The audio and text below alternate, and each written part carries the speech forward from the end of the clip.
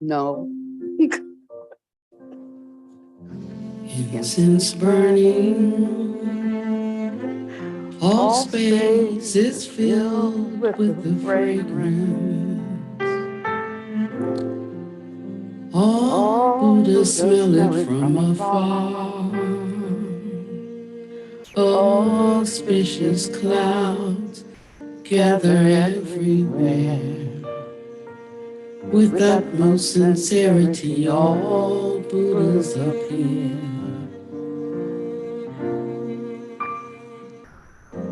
We pay homage and offer clouds of incense to the Bodhisattvas and the Mahasattvas. We pay homage and offer clouds of incense to the Bodhisattvas and the Mahasattvas. We pay homage, we offer clouds of incense to the Bodhisattvas and the Mahasattvas.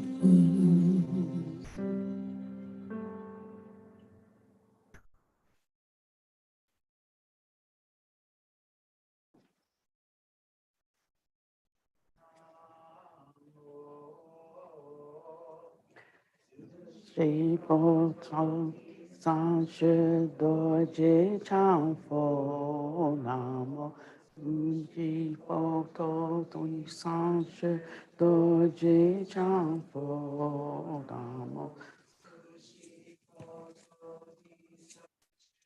do ji chang fo nam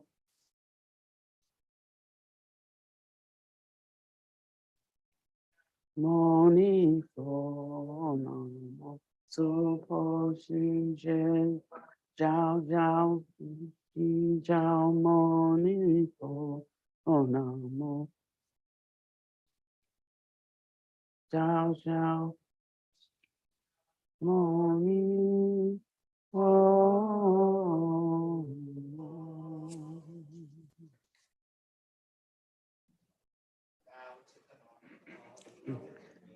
There will be no evil that I will not cut off. I vow to practice all types of goodness.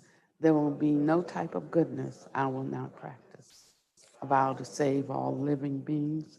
There will be no living beings I will not save.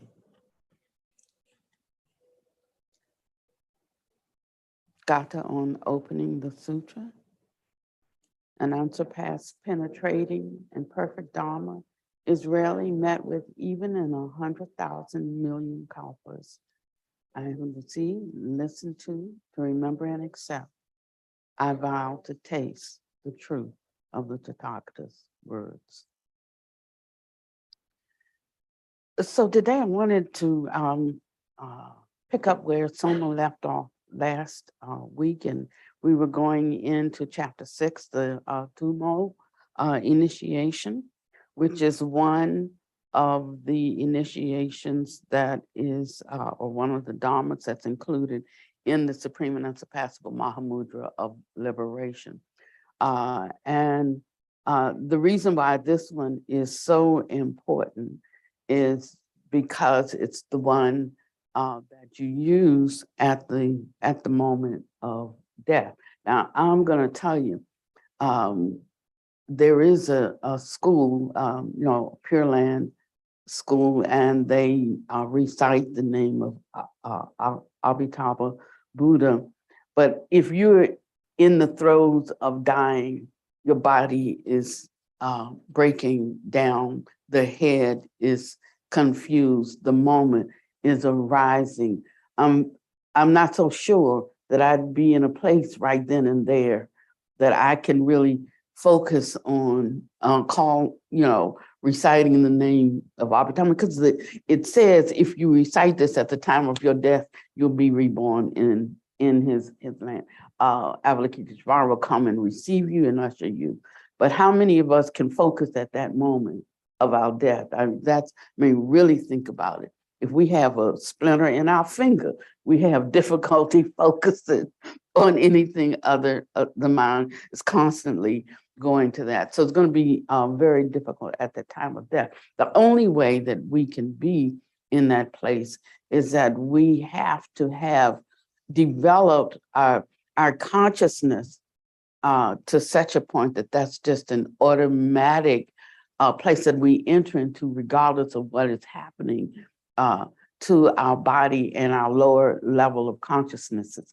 So we have to be able to propel our consciousness up and allow it to pick up. So that means that there's something that we have to do. It's not like, well, I'm going to do my best. When I get ready to die, I'll call on Amitabha Buddha to come in and he'll send Avalokiteshvara to get me. You know, it's not like that. There's a work that we have to do. There's something that we have to perfect in our understanding, and there is the raising of consciousness that is manifest through our cultivation. So it's not a get out of jail free card, you know, and that's where sometimes we misunderstand the requirements, the qualifications. I'm not saying that you won't get somewhere, but you certainly won't get where you think you're going to get. So sometimes because we know something and we just know that in part, and we start relying on that which we know, not that which we have actually cultivated, directly experienced, that which we own, you know, then we think that we've got it. Just because we know it, just because we heard it, just because we believed it, just because, no, that's not the condition or the requirement. One's conduct has to meet the level, you know, of that which or there's no way to enter into. It becomes a high wall that we can't get over. But the good thing is that we can get over, you know, we can reach it. It doesn't have to be such a high wall. And what helps us to be able to receive the possibility of that are the benefits that we receive in the here and the now when we are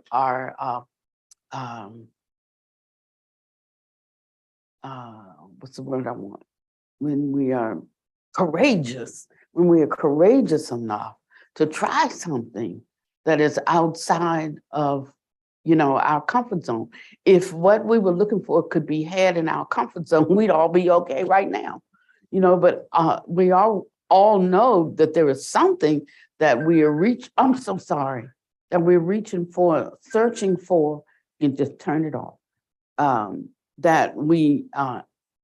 That causes us to still pursue something, you know, and so it necessarily requires then that we step a little bit outside of our comfort zone. Now, where you step can be up to you. Some people are stepping in this direction. Some are stepping in another direction. Some understand this, but they miss something right here, so they have to go there to pick that up so that this makes sense to them right here. So everybody is in a different space, and that's why we have to allow and not denigrate or force someone else to see something or understand it in the way that we do. Of course, we explain it in the way that we understand it. How else can we explain it? So don't expect me to explain it in the way that you understand it.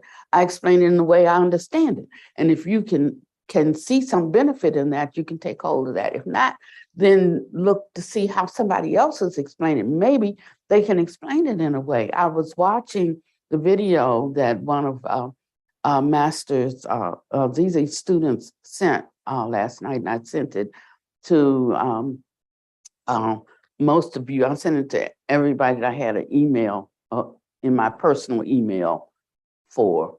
I think And they were talking about these two, I think they're scientists, and how one was experimenting with, you know, ayahuasca. He'd taken 70 ayahuasca trips. And I mean, he had experienced ayahuasca 70 times. I won't call them trips. And some other,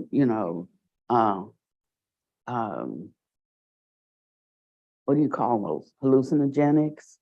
Okay. Psychogenics. And then the other one was looking at, he had a very penetrating intellectual mind, and he was examining consciousness through that lens. And they both came to some conclusions about consciousness, of course, not being part of the material construct. And so, but they were examining, like, what construct then is it a part of if it's not part of the material construct? If it's not in the brain, like, where is it? And they were both sharing their perspective. So one was the value of being on these drugs that help them to penetrate these different realms of existence, or you might want to call them plural, parallel universes and all those kinds of things. The other was very, very intellectual and academic, and yet he could come to the same conclusion, that they don't come from the brain, So where does it come from? So the question came up. I said, well, then there's a third possibility too, because I did take those drugs, but I wasn't taking them for spiritual reasons. I was taking those for fun reasons. But when I was into my spirituality modes, those experiences actually emerged spontaneously. They emerged spontaneously, not because without any kind of drug inducement, right? And so there was no discussion with that because nobody had spontaneous experience. It was either drug induced, or one was using one's mind and analytical prowess to come up with a conclusion around consciousness, and that it doesn't proceed from the material. So it's not coming from the mind, and maybe the mind is like the medium by which it connects us to, our human mentality that connects us to the external world, but it's something else. And so I said, well, maybe I'll just, maybe I took that out of the email so Zazie wouldn't see it. I said, maybe I'll just contact him myself, because there's a third experience that one can have that doesn't depend on drugs for you to access it, and it also doesn't depend on mind, because your ordinary mind might not know what it is, so we'll see what that is. Now, the reason I'm bringing all this up, and it's just how things come together, because we are working with the Supreme and Unsurpassable Baha Mudra of Liberation, and we're working on the preliminary part. So Master had sent both sections, and I had the second section withdrawn, because if you build up your power of visualization and you haven't purified sufficiently, then you're not going to feel so good when you're doing that second section. So I just think the first, second, don't take the second step.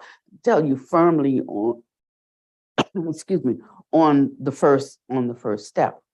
And the first part of that is getting into a place of samadhi, but or near samadhi, but not actually entering samadhi.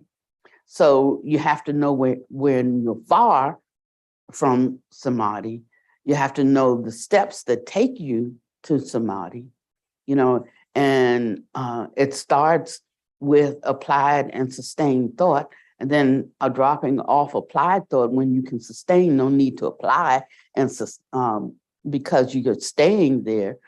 And if your mind is jumping all over the place, there's no point in trying to go any further at all. So it's applied thought. Sustained is when, and applied is okay, because when the mind runs off, you know it ran off, and you just bring it back. That's what applied means. You just keep applying, just bringing back. It's like a puppy that gets off the paper, you just bring him back to the paper. After a while, the mind will stay there more and more. It starts to get the message, starts to feel comfortable in that space, and we can sustain thought for a little bit of time. And he gives us what things to even focus the mind on. Well, he gave some. There's probably a gajillion you could use, but he gave 40. You need more than 40, then maybe next lifetime, but he gave 40 you could choose from. And so you're sustaining, that means you're able to rest there, you're there. And we talked about what it took to even get to that part. First, cutting off or abandoning covetousness and grief for the world, right? Covetousness and grief. You can't leave behind that which is elementary, because that's the platform by which you ascend and take all of these other steps. You're like, oh, I already know that. Applied and sustained thought, cutting off covetousness and grief for the world. Until you've cut it off, you have to keep cutting it off. And so if you're dealing with anxieties, you're dealing with fears, you're dealing with confusion, you have not cut off covetousness and grief for the world. There's an anxiety. It says, consider the earth, the air, the fire, the water, the ether. You can throw trash on the ground. You can throw, you can spit in the wind. You can, all of these elements, and they're not offended. They're not disgusted. So if you're still in a place where you're being offended, you're being disgusted, you're being fearful, you're being anxious, then you know that you need, just being honest, you need to know where you are, and you need to work on it. That's all you have to perfect. There's no point in going to the high end, because if you perfect these at the low end, they will catapult you. And sometimes you think, well, I'm still here at the bottom. Don't feel that way, because it might just be one little tweak. Like when you go to the optometrist, and he gets you into a certain place and he clicks one more time, everything becomes crystal clear. So it might catapult you up from here to here, just that one little adjustment.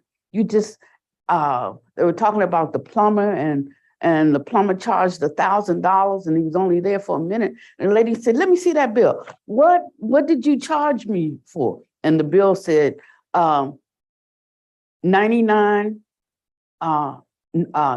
tapping $1, knowing where to tap $999, And so that's how we have to think about this. This is what takes away of all of our anxiety, just knowing where to tap, so that's a question we can pose within ourselves. Where do I need to tap? What is it? What is my obstacle? What is it for me? And for me, it's not necessarily for someone else. That's why we have to spend a lot of time alone, so that we can know if the mind is not local, if it's not, like you open my head, you won't find my mind in there. So then that means that when I'm together with other people, I'm like mixing and merging with everybody's mind. That's one reason why you have to be careful who you hang out with. The other thing is that we can want to be on one accord because we get it, we understand it. But if we have not done the work that allows us to actually sit in that seat, then we have to go back and do that work. Oh, and we can't be so prideful or so arrogant to think, I've done a lot of stepping back since I met Buddha Master. Not so many other people, because I can tell you, I know a lot of people who carry high stature, and I already know in my low stature that they don't have it, But when I met a master that really had it, and to have the good fortune to meet 3, and now the 4th one in this life, who I consider absolute Buddha in this world, it you can't do anything but take the low seat. And it's a pleasure and it's an honor to take the low seat. That's what I'm saying to you. And when you come with that kind of humility, not so much of what I know, then you are in a position that you can get that what you're looking for that you have not yet gotten. And it shows up in your abilities. It shows up in your accomplishment. It shows up in you develop and display visions. I mean, I know what I'm moving towards in terms of a vision or two, but I'm not in it. One thing that I enjoyed about that, well, maybe it wasn't that one. I watched another video. I watch a lot of them. But it was, I'm going to find it and I'm going to send it to you because,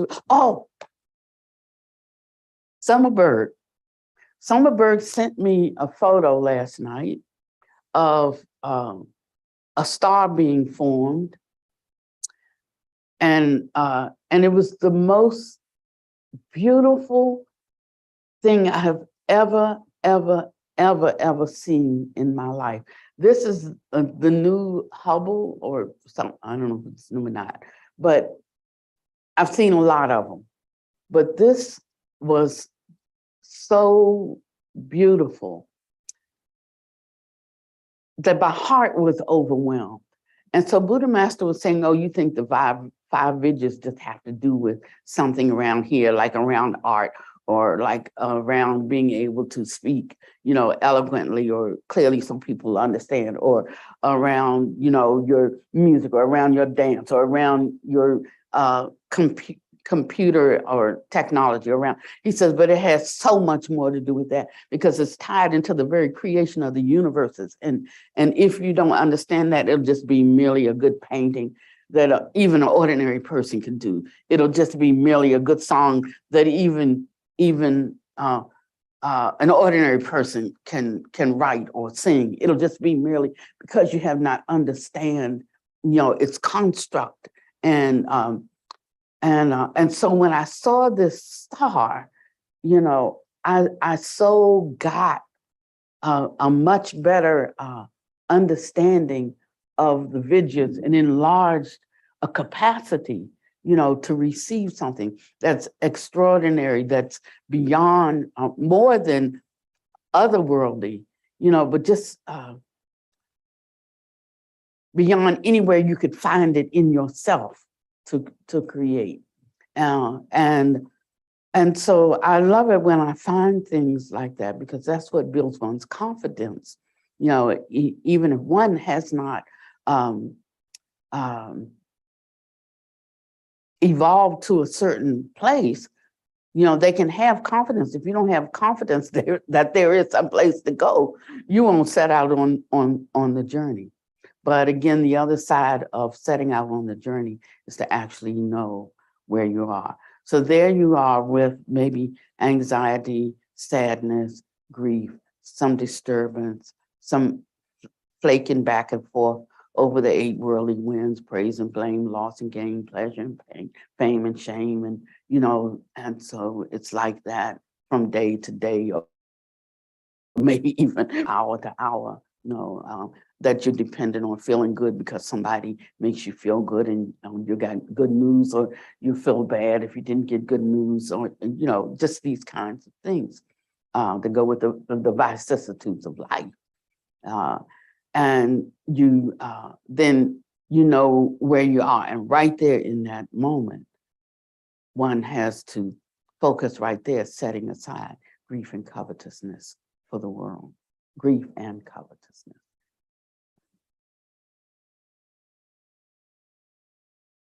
Just coming to that still point. Learning where it is on the map, on the Buddha map, knowing where your still point is. Not somebody else's. They can't fix it for you. If they fix it for you, then they own you. You're dependent upon them, but you're fixing it for yourself. Mm. How wonderful that is. How much, what a grace it is. What an accomplishment. What a realization that there is nothing that comes today that I can't handle. You hear me say these things over and over. You say them over and over. You think them over and over. You try them over and over until that becomes a reality for you. And sometimes it requires something else. That's one aspect. So some people are trying to use the power of visualization, but it's out of order because they read about how to manifest money or how to manifest what you want in life, and they're doing this visualization, but they have not done the work. And so they might write a good book. They might get 1,000 people in the room, but you go backstage and they're like a wreck. I've seen all of them,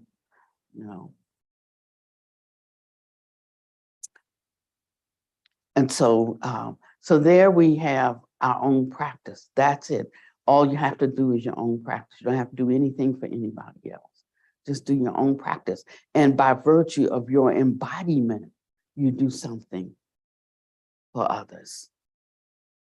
In whatever field you work in whatever area, you work in, you end up doing something for others.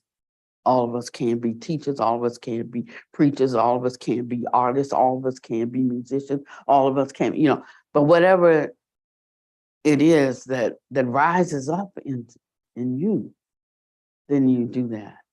You don't have to make somebody else do it, just you do it. And so we're talking about this Tumult initiation. I also, when I'm reading on page 129, Zizi says, I digress. I do too. She says, I digress.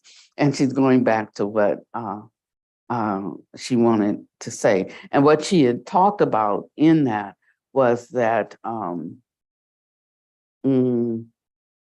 of Buddha Master's Dharma kings, Seren Gyatso, had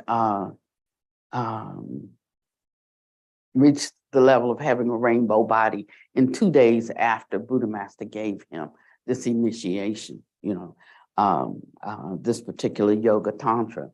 And he said that it doesn't matter if you got it, if you don't have the cultivation that measures up to it, you will never have the rainbow body. But because he did in 2 days, with it, just practicing for 2 days, he wrote out his enlightenment poem, and he said, and as soon as I put the pen down, I'm gone. And that's what he did. And so the Buddha Master asked him, well, why didn't you call me to confirm? He said, I don't need to. And the Buddha said, perfect answer. And that was it. So now, these are some of the initiations that I don't know if I don't know which ones the holy beings are able to offer that are there. But I don't know if this particular one is available to be practiced. But the third Dharma that has been transmitted is the Tumult concentration. Now, Tumult concentration it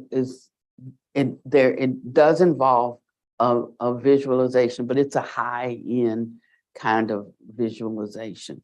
And if you haven't developed concentration, just the ordinary samadhi concentration, you're not going to be able to get into this that you just don't have the keys to get into this level. So if you were at the first level with applied thought, you keep going until you can sustain thought. I don't care what your object is. I don't care if it's the breath. I don't care if it's on angels. I don't care if it's on gods, on light, on devas. I don't care. But just holding the breath on holding the attention on something until it can just stay there for an extended period of time. And as it does, the outer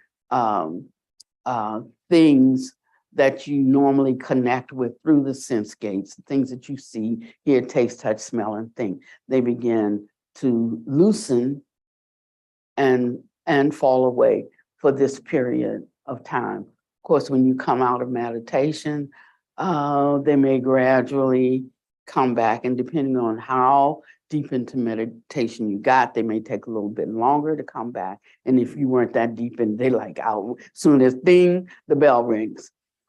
So there's applied thought and sustained thought. Then there's just and it's accompanied, right, with a level of pleasure, level of joy. And then the second state is sustained thought that's accompanied by both pleasure and bliss. So pleasure is like you're on a desert and you see an oasis, and finally, and the pleasure, it has an energy with it, so you're know that you're going to get to it before you die, and you're crawling towards that because it's within your view. You see it, and then you get to the oasis and you drink. And when you have drunk sufficiently, there's a different kind of pleasure that's not born on, you're going to make it. It's now I'm totally satisfied.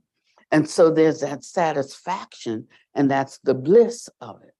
And so then one knows that they have gone a little bit further. So now confidence begins to build up in this process, not in the teaching about it. You have to actually do it and be a witness to it actually occurring in your life.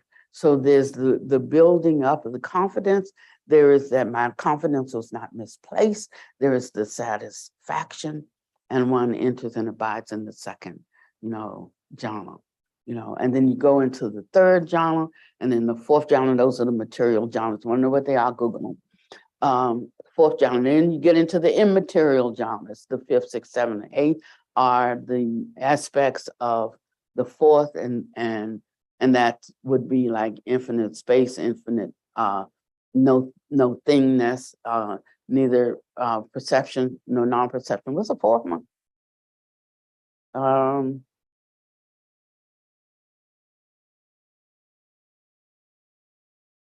Somebody Google it right quick, because I want to tell it somebody who doesn't know.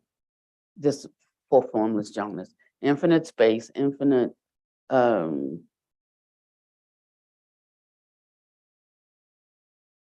because I want to tell you here and now.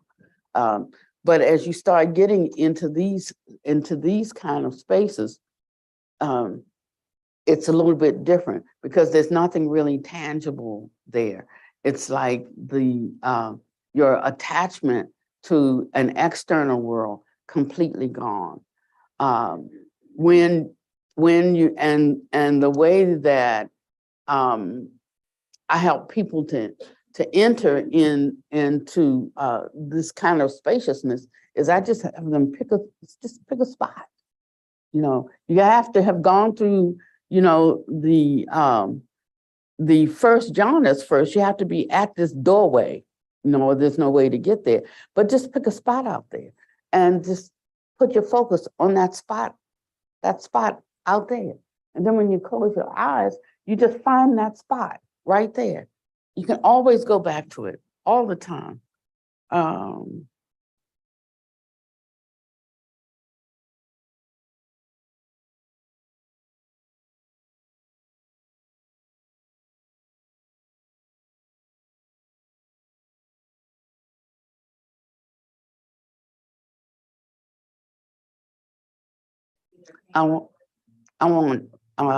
Can you take this back? Space consciousness, no thingness, and neither perception nor non-perception. Thank you. Okay. So if we're on the second of the formless jhanas, which is consciousness, then there's two others after that, right? So there is no thingness and neither perception nor non-perception. So even when we are working with consciousness, we have to know that by the time you get to the eighth consciousness, there's something beyond that. And this no thingness gets us more into the Buddhic field, the Buddhic nature, and neither perception nor non-perception. So we have a perception of everything all the time on some level, you know. I encourage people not to try to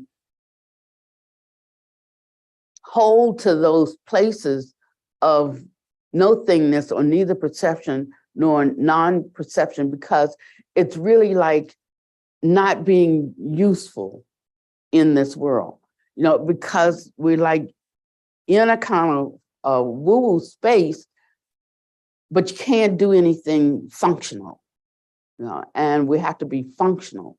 That's what allows these things to come down and join with our functionality, and it produces something. So we don't even have to do the work. The whole universe is waiting, you know, to operate and flow through us, but it flows through our functionality. And otherwise, you know, we just really can't be of the use that we want to be. And it doesn't mean there's anything wrong with our great aspiration. It's just a matter of how we line things up. You know, if I have a space missing, I'm trying to make the dominoes fall, then they're not going to all fall because that space is missing. And when that domino falls, it doesn't connect to this one, and you don't have, you know, whatever you call. I like watching those things, like the dominoes or the Legos or whatever they are. It's very interesting to me how somebody sets something like that up. So this practice of Dumo is it's Tibetan for inner fire. And many people who practice Tibetan Buddhism practice this form of practice. Now, how effective it is depends on where they are in their own practice. I mean, you can have the ritual for it. You can have an explanation for it. I got it in 1982 or 1983. I'm going around with my Dumo certificate up on the wall. You know, I had nothing, absolutely nothing, except that my master said he transmitted it to me and I had it, you know, so yeah. So a lot of times there is an extended movement of the energy, and sometimes that can come from the master, but it's not yours because you haven't done the work. There is a transmission and there is the reception. I understand this with diabetes. You know, I have diabetes, and although my body produces insulin, my cells just don't recognize that key, and it will not open and let the insulin come in. It just will not, you know, and so I have to have help. You know, I need a master key that opens my cells so that my insulin goes in. That's how you can use ordinary things to understand spiritual concepts. You know, they don't have to be so far out that I can't accept that, I can't understand that. Because if we really look at ordinary things, we can just see these things just on a different level. You know, and then we lose our fear of them, and we are able to use them more. We need to let him know not to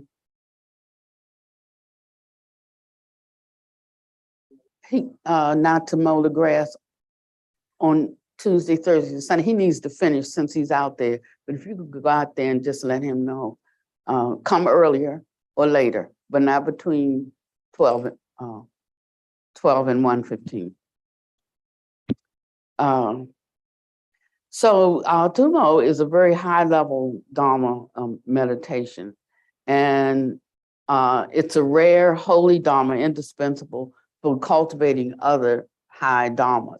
So that one can eliminate karmic obstructions. It can be combined with the Vajra substitute body meditation that can lead to the accomplishment of becoming a bodhisattva at the 12th bhumi, you know, or higher. So you can see that it's very important for attaining liberation. But if you haven't gone to the first bhumi, no need to try to get to the 12th bhumi, is what I'm saying. It will hurt too bad, you won't make it.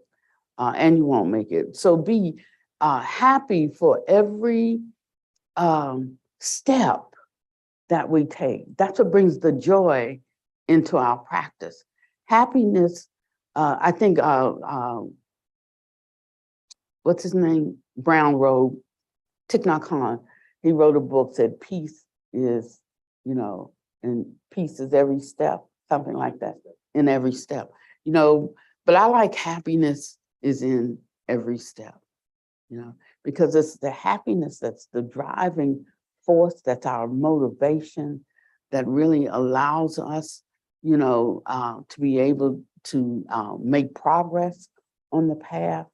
It's what encourages those who feel hopeless to seek out the path, and it's what allows us to overcome our obstacles, or to even be with them and to go through them, just pass through our obstacles. And when we know that we can walk through a mountain, we know that we are limitless in what we are able to accomplish. And so the power of the mind, not this ordinary mind, but the Buddhic mind that is at the base of that's our intrinsic nature, we begin to recognize it is actually there. And so some of these practices that we do in collecting the dark karma of others, don't do those practices until you can actually collect it and neutralize it. Otherwise you take it into yourself, and you don't have the power to neutralize it. And there's no harm in not doing that. Don't go to stage 2 until you've thoroughly mastered stage 1, and it has propelled you into stage 2. It's just like having a glass of water. You fill it up all the way until it starts to overflow. Then you put another glass underneath and let that glass start to fill up. Never try to hop from one glass to another, but let it be through a process of overflowing. And you will meet people on your level. When I say on your level, I mean you'll meet people that you need to talk to, that you'll be able to give them words of encouragement, words of comfort, or just by your own example, show them how they can be in a moment that they're going through something. When Panyadeepa was dying, I was thinking, okay, so I have this long life Dharma that I do. And it says right when you definitely cannot practice this Dharma unless the master has transmitted it to you, right? So I have this long life Dharma, and I'm thinking like, I think I want to transmit this to Panyadeepa right about now. That's what I'm thinking. And then it came to my mind, I remembered that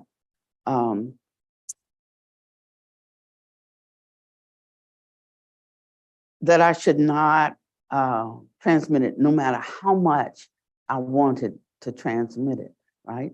And so then when I pulled out one of my other mandalas, and I regretted that there would not be the time for him to take up these practices now that he was ready for them. And I wondered, what could I do? What could I say? What, could I offer that would be suitable for him, that I would not be breaking a precept, because you break a precept, then it's not going to be effective anyway. And then I remembered I had the ritual of advanced practice of the Dharma of Shakyamuni Buddha. Yeah. So that one, I could do, because I was already, I was already practicing with that one. So I found something that I could do, and I could do my mandala practice, like in his room. I'm doing my practice, but I'm doing it in his room, filling his room with the light of the holy beings, and working with my own mind. So while I couldn't do anything with him, with his mind, I could do something with me, my mind, and place him in that place. So if I'm in maybe a dark room, and and someone comes in and they click on the light, it might be their room, they click on the light, but if I'm in there, then I benefit from the light in that room. So I did my practice at that time. And then I got the nuns and the monk together, and we did the power practice there. That power practice is not going to be as effective as if Buddha Master had done it. It's not even going to be effective at all if somebody's doing it but they have no confidence in it. But if they have developed their power of visualization, which is a higher end practice even than some samadhi, and then it will be of benefit, And so the Buddha Shakyamuni said, the highest practice is devotion, but the problem with devotion is at some point you can no longer, you have to cross the last chasm yourself. That's it. And we can get so attached, to what or who we are devoted to, that we can't cross that last chasm. But if you go beyond the last consciousness to no thingness, neither perception nor non-perception, then you will be able to. So finish reading this chapter.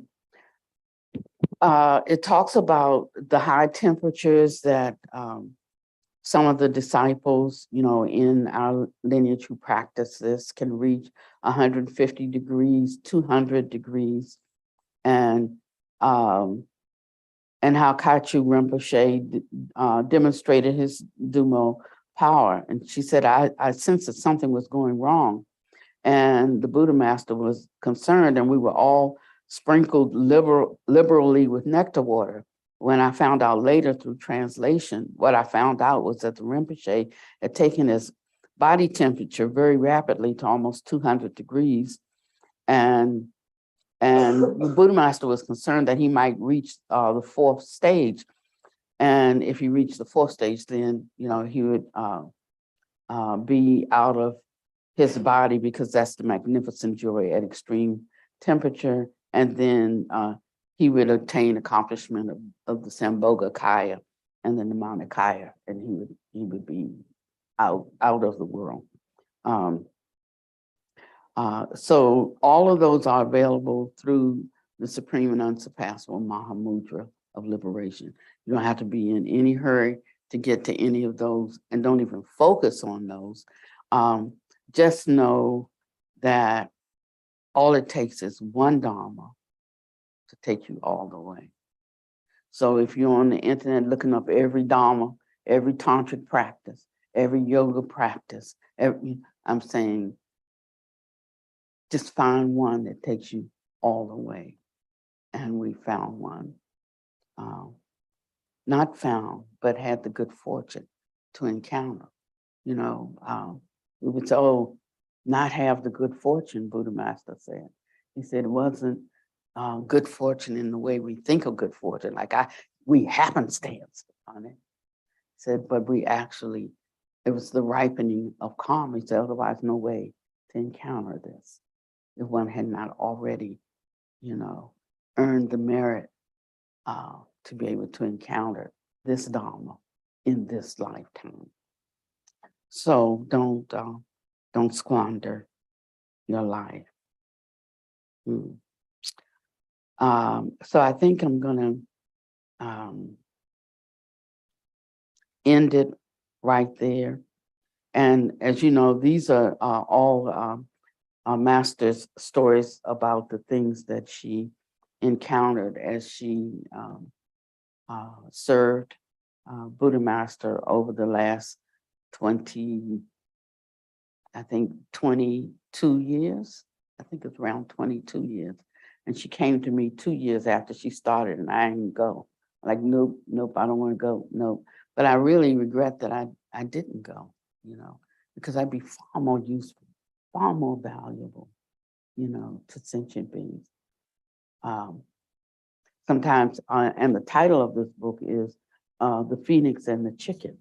And it's because Buddha Master would get on her all the time because she saw herself as a chicken, not as the phoenix that he knew she was.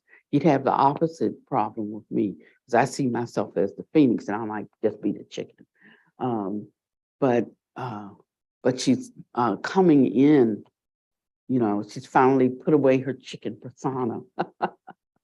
And I think it's just wonderful.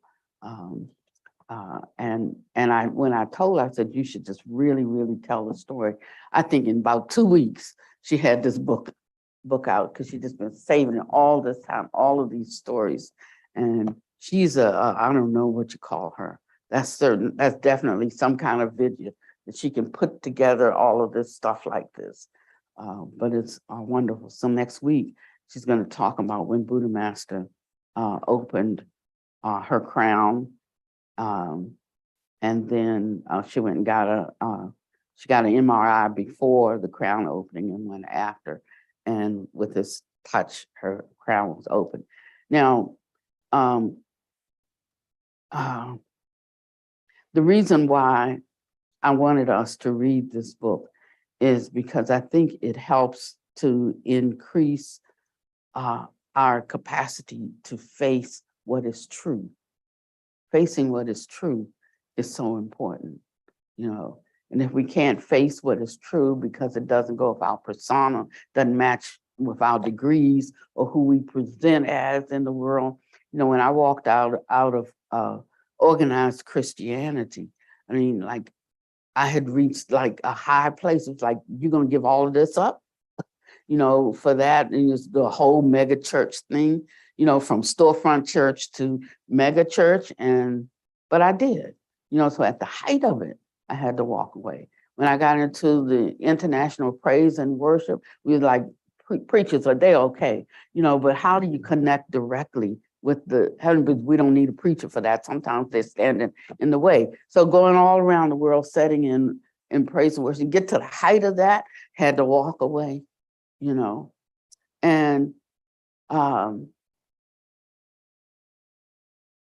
sometimes that's what is required. I won't say sometimes, I will say all the time, because there is even a subtle ego attached to that. Like when you're in with your group, when you're in your thing, when, that's our lower or ordinary, he calls ordinary, untaught, run-of-the-mill nature. As it's part of our tribe mentality, but I'm convinced that I'm not of, I am convinced that my ancestors are the Buddhas in the 10 directions. That's what I'm trying to connect with. Not my African great grandmother, not my, I'm not trying to attach to any of that. None of that. I'm trying to make a connection with my true ancestral lineage, which is the Buddhas in the 10 directions. So who are you trying to connect with? You have to ask yourself that question. And then you have to do the things that open you up to that connection. May you be well and happy and peaceful. May no harm come to you and no danger. May you always meet the inevitable difficulties of life. Can we close something?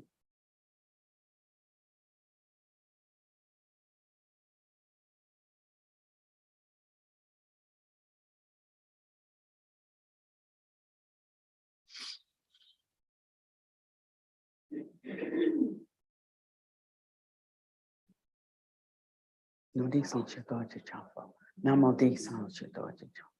Namo di son shito. Namo di son shito. Namo di son shito.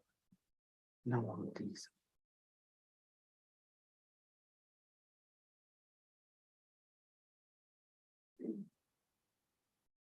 I now understand the meaning of all the Dharma rituals, all of the merit from reciting, cultivating, and practicing. I dedicate entirely to living beings in the six realms. May I quickly realize the unimpeded state, and may all my fathers and mothers in six realms without exception forever enjoy ultimate bliss, longevity. May we all realize holy enlightenment that never ends and attain the perfect Jijing practice of Buddha Vajradhara.